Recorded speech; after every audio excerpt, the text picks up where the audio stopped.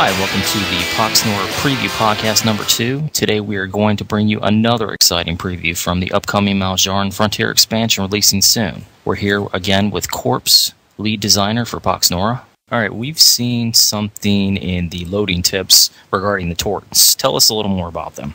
The Tortuns, yeah. So this is one of our favorite local. We love all these new races, but we were really stuck to the Tortuns. Really hit a I don't know. They're just really close to our hearts. There are two types of Tortuns in the Tortun race. There are Tortuns and there are Tortellians.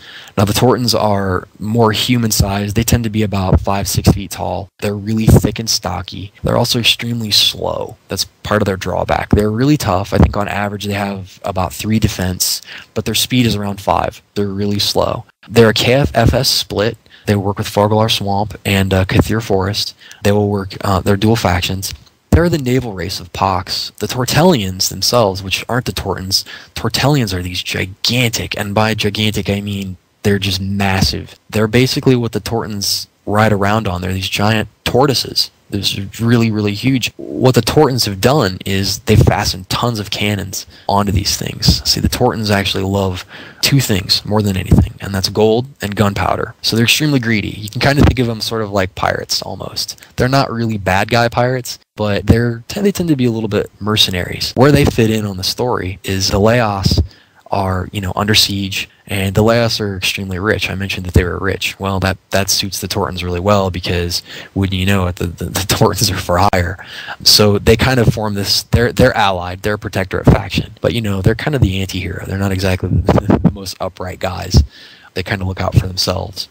But they have an ability, I guess getting into the specifics of the race itself, they have an ability called Ponderous. And Ponderous is all attacks and abilities. We already mentioned that they were slow. All attacks and abilities that are used cost a little bit extra AP. And they also have Unstoppable. All of them have Unstoppable. They also have Turtle, and they have Amphibious. So they're very tough little boogers to crack. With Turtle and Amphibious and Unstoppable, they're going to be, kind of these stalwart little tough guys to kill. Ponderous also, usually something fantastic happens if you manage to get 2 attacks off with these guys, because it's going to be so hard with their AP cost and the fact that they're a little slower. The Tortellians and the Tortuns, either one, when they manage to hit you twice, usually something fantastic happens. Either a great amount of damage or a huge debuff on the critter, on the champion that you manage to hit. And that's pretty much the Tortuns. You mentioned they're pirates. These are like cool pirates, not like Johnny Depp pirates, right? They're really cool. They're not necessarily, I don't want to misconstrue them, they're not really pirates. There are some pirate Tortellian, or some pirate Tortuns. That's going to be revealed in the story. I don't want to get too much into that stuff right now, though. Fair enough. Okay, last up we have and on a personal note, these still give me nightmares, the Stitched. What can you tell us about the Stitched? They're my personal favorite. The Stitched are, if you can, I can sum these guys up in kind of if you've ever seen a Chucky movie, they're like kind of like a tribal version of like a Chucky doll come to life. The backstory for these guys is the Elsari abandoned them. They're kind of an aberration. They were sort of golems that the Elsari were messing with. They're stitched together pieces of remains of, what used to be living things and whatever else they could find. They find a weapon. They would stitch it onto these things. So they were kind of the servants of the Elsari, and the Elsari actually ended up abandoning them. And through a story that's yet to be revealed, they ended up on the island of Maljara, where they are slowly taking over. From the north, you can actually see it on the Maljara map. That sort of decayed area in the north, that's the Stitched territory, and pretty much they're left to their own vices up there. Not many of the races really want to have much to do with those guys because they're really creepy. They don't talk. They actually speak through visual symbols that float over their heads. They don't really have a way of communicating other than violence, and they're kind of out for their own. They're probably the most enigmatic race for the island of Maljara, and we're having a lot of fun creating stories for those guys. There's a pretty heavy interaction in the story with the Stitched, and one of the main characters in 13 we're really excited about. Going into the specifics of the race itself, from a gameplay perspective, we've got the Forsaken Waste, and they're Forsaken Waste and Underdepths dual faction. They'll fit very easily into either of those. They tend to be low Nora and low damage. There's not a lot of physical damage on them. They run a lot of alternate damage types, so, frost. They steer clear of fire. They're not really too fond of fire, being comprised of mostly, refuse and whatever they find. They do tend to crave magic, so there's some magic damage. And then I'll go into the ability itself. For the actual stitched ability on the race is it's called Stitched. And basically what happens is when a Stitched champion dies, it drops a relic.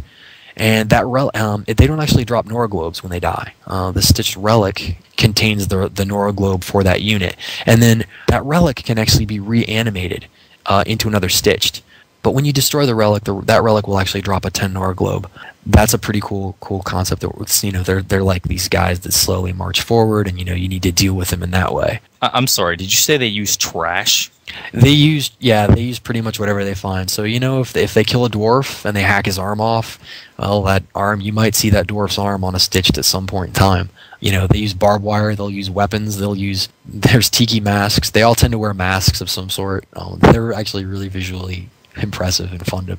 They were the funnest for the artists a lot of times, because they could just, I think one of the Stitched has a dead fish sewn on for an arm. I believe it's the Mesmer. He actually, it's like a dead fish for an arm. So they had a lot of fun with them, and they're creepy too. Yes, they are. Lastly, we have a new long requested feature that you mentioned earlier. Tell us a little bit more about what's coming.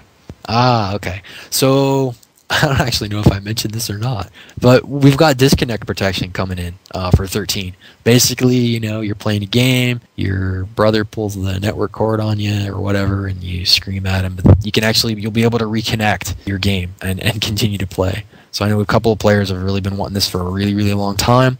We actually got that in, and that gives us the opportunity to do some really, really fantastic things. I don't want to go into specifics, There's a lot of support and really, really cool stuff that's going to be coming down the pipe now that we have disconnect protection in the game. All right, well, that's all the time we have for today. Thanks so much for your time, Corpse. We've got a lot more planned to show off for you guys, so stay tuned as we reveal more about the island of Maljaran.